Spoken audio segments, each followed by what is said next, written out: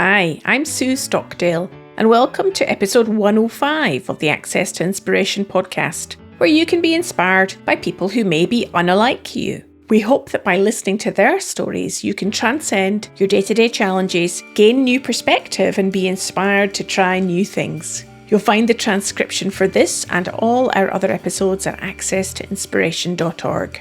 Now, for this series on climate solutions, we have partnered with the Royal Scottish Geographical Society, a dynamic educational charity working across Scotland and beyond to promote geographical understanding and joined-up thinking.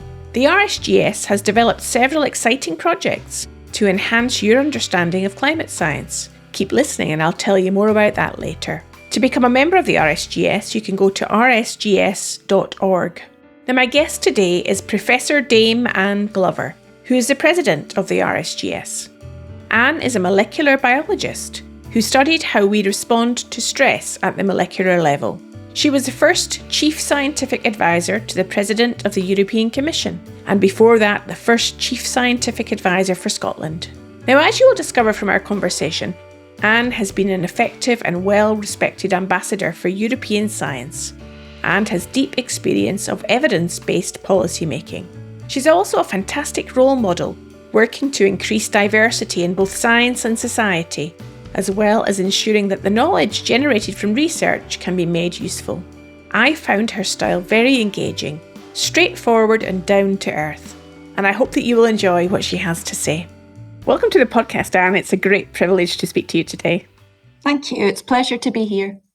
Now, there are so many things that I could explore with you in this conversation today, and you've had such an impressive and rich career in science. I wonder whether we could start by asking you, what do you do? If you met someone at a drinks party that didn't know who you were and they said, "Oh, what do you do?" How would you describe yourself? That is a difficult one, but I don't know. It depends who I'm speaking to. What I would say is that as a scientist, I'm just an explorer. So I'm really interested in the world around us, in us as human beings, how we work and function. So what I've always done is I've had a question in mind and I want to find out more about it. So from my own research career, I was initially interested in how all the molecules that are made in our body get to the right place to be able to do their work. And actually, that's quite a complicated business because inside we're made up of billions of cells. And inside each cell, it's quite a beautiful architecture of where things are and how they're compartmentalized. And so I've always been interested in how are they targeted to the right location. And then I've also moved on to lots of other different research areas. There's always been a common thread between them, but it's all about that idea of exploration, of just finding out why and how things work. And that's what really motivates me. So I'm hearing curiosity at the heart of that exploration, Anne. And I'm wondering, given that sometimes science isn't the most popular subject that people choose when they're at school, if you were thinking about inspiring people at school these days to embark on a career of science, what do you think would be most appealing to them? I suppose I would say to them, do you want a life of adventure that is not only enormous fun and incredibly rewarding for the person who's doing it, the scientist, but also the knowledge that you unearth or discover that can be really helpful, both in terms of whether that's about human health or sustainable futures or sustainable energy, whatever it might be, you can be part of that. And I think the big thing for me is that when people think about scientists, they always think about something that is other, I would not be that person. Scientists are weird in some way. They think about, straight-laced people in white coats who never have fun and who just spend all the time in a smelly laboratory. And that could not be further from the truth. I mean, science gives you all the opportunity to solve the biggest problems that we have facing us as humankind. But it also allows you to travel the world, to have friends in all sorts of countries, to be able to visit those countries, not as a tourist just, but as someone who will understand how people live in different countries and how they work. So it's the most amazing career, but it's always portrayed as something a little bit odd. And I think we could do a lot to change that view so that it seemed much more attractive, particularly to young people who want some excitement. Well, excitement is a life in science. You have had that from your amazing career. You were the chief scientific advisor to the EU, is that correct? That's right, yes. So working at that level and solving for some of the world's biggest problems in those types of conversations, no doubt, how do you bring science then to inform that debate? Well, one of the things is that just presenting people with the evidence, saying, look, this is the situation and here are some options for dealing with it, that doesn't work very well because you're mostly dealing with policymakers and with politicians. And by and large, I think they deal much more in philosophy, particularly the politicians. So they have philosophies about things, and philosophies can be completely disconnected to evidence. So what you have to do, and where I think it's a real challenge, a good challenge, is to try and be a translator. So here's the evidence. Don't speak about all the scientific terms because that's just a shorthand that scientists use to speak with each other, but to try and translate it into something meaningful and then to offer politicians and policymakers options for, okay, this is how you could deal with that problem. Here are some evidence-based options or policies to be working with. And I'd also persuade them that why that could be so effective and important for them is not only would they solve our problems on behalf of the populations of whatever countries, but also because it's very hard to contradict a policy that's based on evidence, because the evidence is the stable platform. It's incredibly easy to pick apart and criticize policies that are just based on philosophy, because someone else is going to have another philosophy, and who says which one is right? So there's a big strength to that evidence-based policy. It's a matter of trying to get politicians to engage. And to be honest, my experience is that they're just as nervous and frightened by science and scientists as the general population are. So it's an uphill struggle. So what I'm hearing you say is that importance of communication and appealing to the head as well as the heart with logic and facts and data. And then also an element of engagement with beliefs and emotions to connect with people's philosophy and make the data or the information relevant to their view of the world. Yeah, actually, I think you put that a lot better than I did. I think that's exactly right. And it's also to remember that scientists, we're emotional beings as well. We are not without values. People think sometimes that science is a value-free zone. It's just absolutely all about evidence and data. And of course, that's not true. We should accept that we also have values and so on, and be open and transparent about those. But it is all about communication. And, from the point of view of encouraging more people to do science, that's about communication to say, look, this is what a life in science would be like, as well as getting people to use the knowledge that we generate from our research. That's to do with communicating how important it is and how they could use it. Well, that's a lovely segue into turning our attention to the theme of the series, which is climate solutions, and therefore thinking about how the data that has been generated around understanding of the current situation with the climate, how that can be used to generate solutions. I know you're the president of the Royal Scottish Geographical Society. I'm imagining that causes you to think about how that might be done. Absolutely. And I like the theme of this podcast series about climate solutions. And I think that historically we've tended to look at what is a bit of a crisis. We've tended to look at it as it's all dreadful, it's all terrible, we're doomed in some way. And I think that actually the more knowledge we have, the more we can understand about how we can avert the crisis that faces us and what we can all do. So it's about possibility. It's about doing things differently and not necessarily in a bad way. So I think historically it's about giving up everything.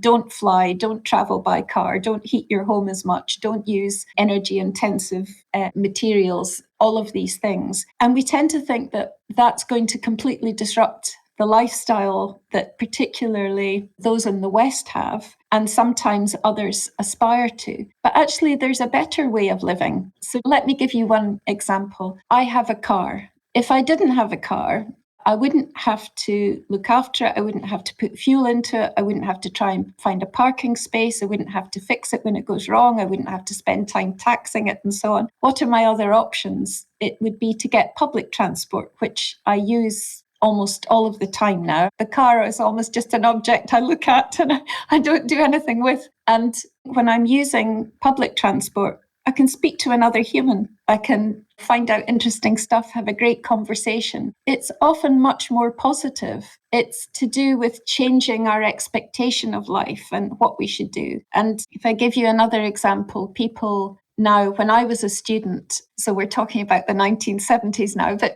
when I was a student, I would probably have had 2 pairs of jeans and probably 3 t-shirts, and that was my entire wardrobe. And actually, it didn't take me very long to wash and look after my clothes. I could spend most of my time doing interesting stuff rather than domestic laundry and the rest of it. Now people have 20 or 30 t-shirts, 10 pairs of jeans and so on. It takes a lot of time and the world's resources to look after all that stuff, when frankly, you could be doing much more interesting things. So instead of buying all these things, could we not have a system where you just rented stuff? And then when you were fed up with it, because sometimes we do like something new, then you just use a particular app and say, okay, I want to hand this back and get a new thing now.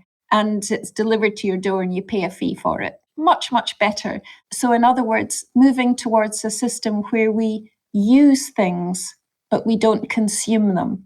And that would help a lot, I think, for conserving global resources. I think that's a great example of the solution focus as opposed to the problem focus, and giving the listener a real practical example of how this could be done. Yeah, and actually, I think we as global citizens, we should be a bit more demanding. I sometimes think, now, a lot of people will think this is a very odd statement, but I think our politicians have an easy time of it. I mean, we elect them to represent us, but I want them to use their power, their convening power and their ability to develop new and creative policies for us all. I want them to do that in a way that's responsive to me. And I want them to, instead of perhaps pursuing their own philosophies, I would like them to look at these really important issues. And I think we should be a bit more vocal about saying to them, well, you're not doing this, you're not getting my vote again, unless you think about some way that you're going to make it easier for me not to have to use private cars, or to think about an economic system that is better for me and for the planet. So I think we should give our politicians a harder time, because they've got a great responsibility. And if I'm honest, if I look globally, I don't think they're meeting that responsibility very well.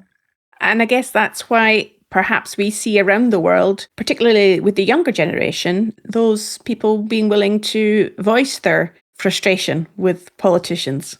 Absolutely. And you know, a very obvious example that I think everyone will have heard of is Greta Thunberg. Now, I think she's a wonderful young woman. The reason I say that is because as someone still at school, she felt that these issues of climate change and so on were so important that she thought that she would do something. And she is a very good communicator. And so she went on strike. And you would think, wouldn't you? Because I hear a lot people saying to me, oh yeah, but what can I do? Well, so there's somebody without economic power, without, you would argue, any agency. She's not doing an important job in the world that people are going to notice if she goes on strike. As a pupil at school, she went on strike. Well, what an impact that has. And she most certainly has stood up with all the confidence of youth and the disregard for people's positions. And she's held some of the world's most prominent politicians to account. And she's done that very well and inspired a whole generation of not just other young people. I've found her inspiring, and I've thought I haven't done enough, you know, when I look at a young person like that. So, yeah, I think that we can learn a lot from looking at others, but individuals can have a huge impact. They always say, don't they, about the impact that a mosquito can have. We think they're insignificant, but if they're inside your mosquito net, then you know all about it. Absolutely. And I've been there. Not a pleasant place to be. No. So given that you have had positions of power and influence in your career, Anne, and no doubt then a responsibility that goes along with that, I'm wondering, do you see that an important role that you do play is being a role model for others? It's always funny because I don't think anybody ever sets out to be a role model. And in a way, you feel slightly uncomfortable because you think, well, I'm not good enough to be a role model. There's something better that you could be rather than me. But I do know, I think particularly in the area of encouraging more women to consider a career in science, there's a phrase which you've got to see it to be it. And I do believe in that, because if you look around you, and I walk along the corridors of many big institutions and universities and so on, and what I tend to see decorating the walls are pictures of older white men. And if you're a young woman and you're walking along the corridors, subconsciously you're going to think that this place is not for me. These powerful positions or the ability to influence is not going to be mine, because I don't see anyone who looks like me there. And I hope the more that people see someone like me, because I think by and large, 99% of the population are ordinary people, and I'm one of them. So if I can do it, anyone else can do it. All you need to be is interested, curious, passionate about a particular subject, and then just spend some time pursuing it. And there will be barriers. And my advice to people when you come across a barrier is sort of just ignore it and just keep going, or think about, well, that didn't work, so I'll go around in another direction. And I am proud, particularly, and it does occasionally happen to me, and I feel amazed and so proud when a young woman will come and say something to me about, oh, you've really inspired me, or whatever. I think that's a great thing, and I'm glad that I have. I think that's one of the most worthwhile things that you could do. Listener, I must tell you that ahead of this conversation, I sent Anne some questions that would be things that we might consider in our conversation today. And what she's just described in her response then is an eloquent way of wrapping up 3 or 4 of those important points that we had as questions into one answer. So I think I'm currently receiving a response from a very skilled communicator, Anne. Thank you for that, coming from you as well. Thank you. If this episode is inspiring you to find out more about climate change, then the RSGS Climate Solutions course can give you a greater understanding in a quick and simple way. It's been developed by leaders and experts in climate change from the Royal Scottish Geographical Society, the University of Strathclyde Business School and the Edinburgh Climate Change Institute, and it's endorsed by the Institute of Directors. In just 2 hours, you can learn about practical solutions that you can implement immediately to help tackle climate change, direct from world-leading experts. Head on over to climatesolutionsnetwork.com to find out more. Now back to the podcast. Now, if we think about science and geography, because those areas are, of course, 2 of the themes we're really focusing on within this podcast series, how do those 2 subject areas connect for you?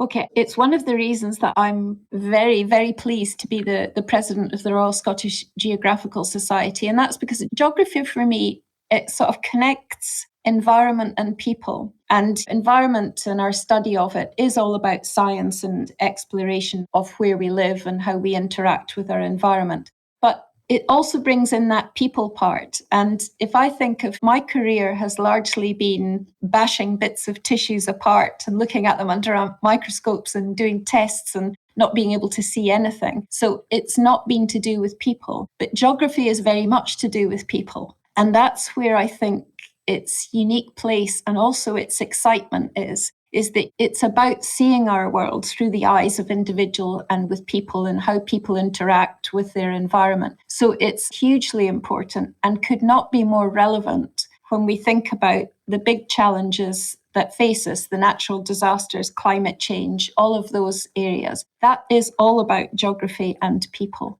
and how we choose to colonize the planet that we're currently on. So it's kind of one of the biggest subjects there is, and it entirely underpins our ability to think about addressing things like climate change. I'm hearing then the connection between both of those things.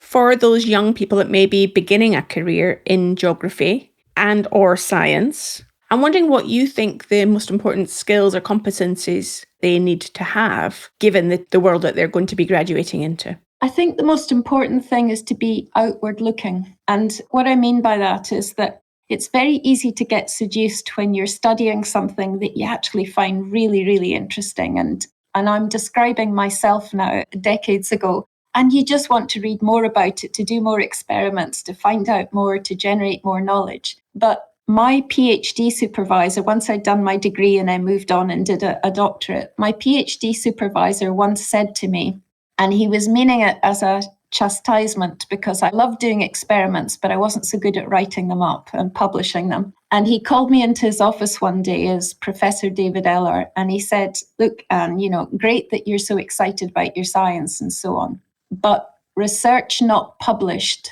is research not done. He said, you need to communicate what you do, or there's absolutely no point in you doing it. It's as if you never did it. And it was one of those things that never left me, what he said. And when we do get passionate and absolutely absorbed by our science, you have to think all the time. And I used to routinely question myself, why should somebody give me research money to do this? Why should the public, in other words, because the public largely pay for scientists and the research that we do. Where's the value that they're getting out of this? And where's my responsibility as a scientist? Because I'm getting to do what I love day in, day out. How do I make sure they feel the positive impact of that? And of course, a little bit of that is publishing your research in scientific journals. A lot of it really should be going along to science festivals, going to schools, going to other organisations, to getting in touch with your politicians, your MPs, or in my case in Scotland, my MSPs,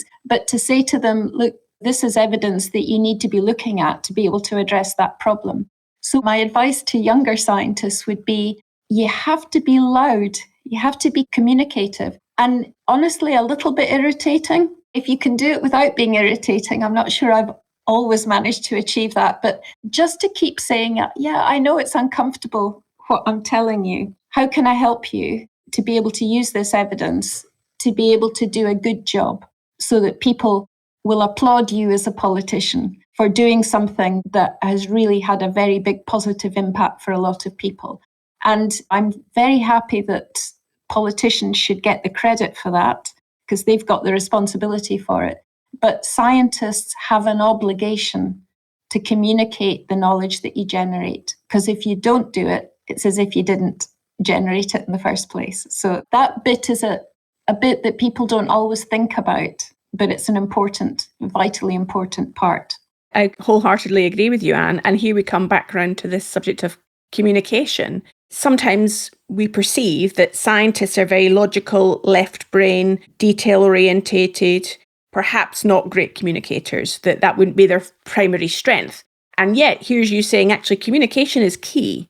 Yeah, I would agree with that. And actually, I think scientists are pretty good communicators. When I listen to, just pick something at random, economists, sometimes I listen to economists and I think, what on earth are they talking about? I don't understand a word of it. Or a lawyer, or, it can be anyone who is, I suppose, expert in a particular speciality. They use shorthand and sometimes language, although I understand the individual words, I have no idea what they're trying to say. So, communication should always be done in the simplest language possible, I think.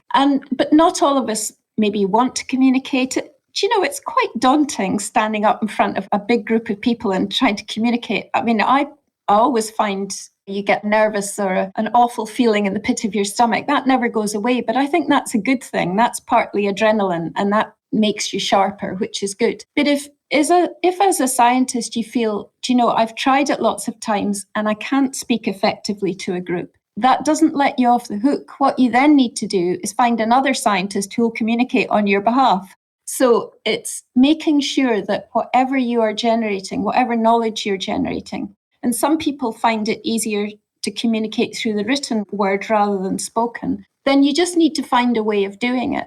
But what I think is, and I'm going to be maybe a bit strong here, but I think it's inexcusable to take public money to do research and not to think about how do you make sure that the knowledge that you generate has impact and is valuable to other people. You can't just say, well, that's not what I do. It has to be what you do. And people can help you do it as well. I remember going to lots of different courses about how to communicate effectively and learning a lot. And you learn the more you do it. Well, I think you're describing really a sense of responsibility. So if we're getting support funds from others, how do we repay that and see that we have a sense of responsibility towards that? Absolutely. Not just so that we can benefit from the knowledge, but also that we can take pleasure in the knowledge. I'm in Edinburgh at the moment, and it was, a city of the Enlightenment in the 18th century. But at that time in Edinburgh, scientists used to stand up on wooden boxes and crowds would gather around, or they would go to a tavern where people were drinking, and they would talk about some discovery and do experiments. And it was entertainment. People loved it. And we could do more of that. So we'll watch out for you and your soapbox somewhere in Edinburgh. And I'm just wondering, Anne, you've reminded our listener that being Scottish is part of your heritage. I'm wondering if that Scottishness, as I might call it, has that helped you at all in your career? Yeah, bizarrely, I think it has, because why should your nationality help you? I remember when I had been the Chief Scientific Advisor for Scotland for almost 6 years, and then I was appointed the first Chief Scientific Advisor to the President of the European Commission. And when I arrived, there was obviously a bit of a fanfare because it was the first time that post had been held. And I was really interested to see the description of me. So it was never as a British scientist, it was always as the Scottish scientist. And it's not something that I had asked to be described as. So I spoke to a lot of the people who were doing the communications around it, and they said, well, why wouldn't you? If we've managed to get a Scottish scientist to do this role, why wouldn't we talk about it? And it was because of the reputation and the credibility Scotland has in terms of science and engineering, and has had, for years and years. So for all those Star Trek fans out of there, I mean, the engineer Scotty on Star Trek, well, he was obviously Scottish because Scots were known for their engineering through the ages and so on. So people were interested because I was Scottish. And then the other thing that I would perhaps benefit from is that we all have quirks of our culture, and I think Scottish people generally don't think too much of themselves. So we don't have that sense of importance that other nationalities might have. And so we're quite down to earth and we're straightforward. Obviously, I'm speaking in generalizations here. And I know that when I visited at that time, there were 28 member states. And I would go to different member states of the European Union and speak to scientists and to the public and to many other people. And they always used to say to me, oh, you don't speak like a member of the Commission. You're so straightforward. And that's true. I just spoke in language that I think was easy to understand. And that's part of being Scottish, I think, anyway. Oh, I wholeheartedly agree with you, Anne, there. Being a Scot myself, why wouldn't I? Absolutely. Now, just taking us full circle back to your first comment where you talked about really being an explorer in a way, I'm wondering where your explorations are taking you these days. Well, so at the moment, I'm at the University of Strathclyde in Scotland, and it's a natural place for me to be because their strapline as a university is a place of useful learning. And I really like that idea, is that, of course, you go to Strathclyde and study all sorts of subjects, but there's always a thought whilst you're studying that subject is how can that knowledge be useful? So you can see why I would gravitate towards some place that thinks that. And we've got inspirational leadership at the university. And my role at the moment is as advisor to the principal or the vice chancellor of the university, my boss, in other words, Professor Sir Jim MacDonald. And, it's about trying to change the life chances of young people. It's about giving them a platform that they can use for the rest of their life and a network that they can rely on for the rest of their life. And also making sure that the knowledge that's generated from the research at the university can be used by businesses and indeed by governments to have a big impact in the world. So that's where I spend a lot of my time.